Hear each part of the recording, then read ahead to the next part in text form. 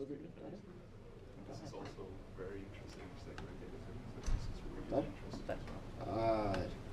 All right. Hello, my name is Jarle, and this is my attempt at segregated witness in 5 minutes. Let's go. Bad start.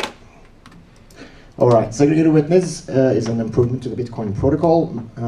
Specifically, it's the Bitcoin Improvement Proposal 141 through 145. And what does it do? It separates the proof from the data. Witness is a cryptographic term meaning the proof of something.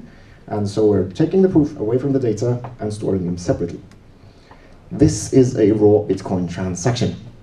The stuff at the top we're not going to look at, but the stuff in the gray, that is the one input from this transaction ID using this index from that transaction ID. We're going to skip the red thing for now and look down here. We have two outputs spending this amount with this rule and this amount with this rule. So the two green parts are output script pub keys that include the rules of how you can spend those transactions once you have them. That's where the red stuff comes in, because when you want to spend that transaction, you need to include something in that area which makes that green script evaluate to true. So what you have here is a signature down to here, and this is the public key that you use to do that signature. This is a serialized version of the transaction. You have the same thing.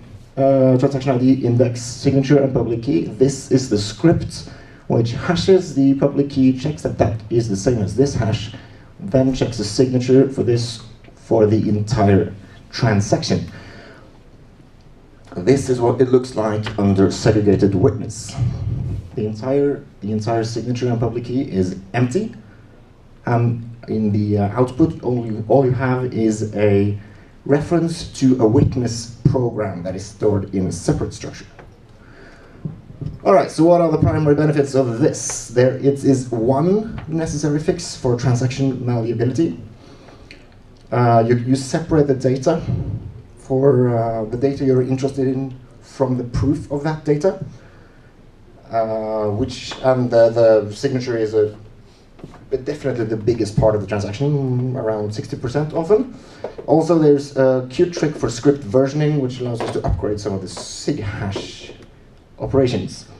A transaction ID was just described.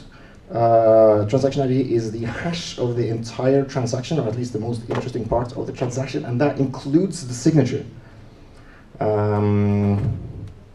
And transaction malleability is the action to change a detail of the transaction without changing the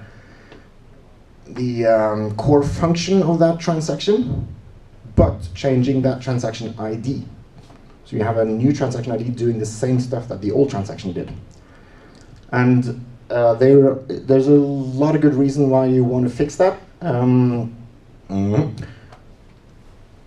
Mostly it's a problem for transactions which are not confirmed in blocks.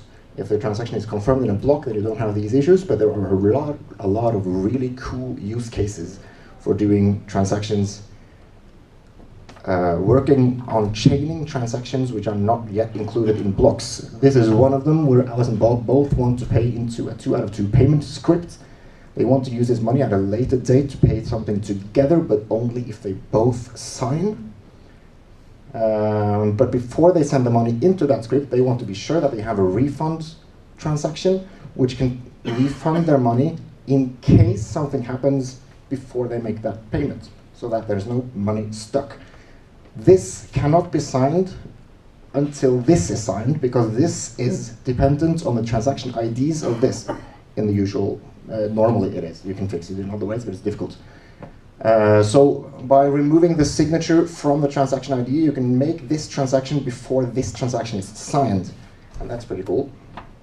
Also, a lot of clients don't really need all the data.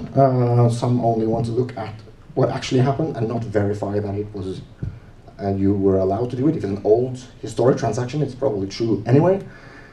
A lot of the script sig hashes operations are not really efficient.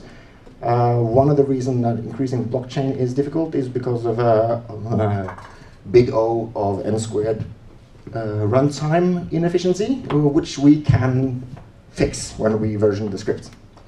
Finally, there's some really cool fraud proofs that we can do, and I don't have time to explain that at all because we are finished. And that was Bitcoin and Segregated Witness in 5 minutes and 15 seconds.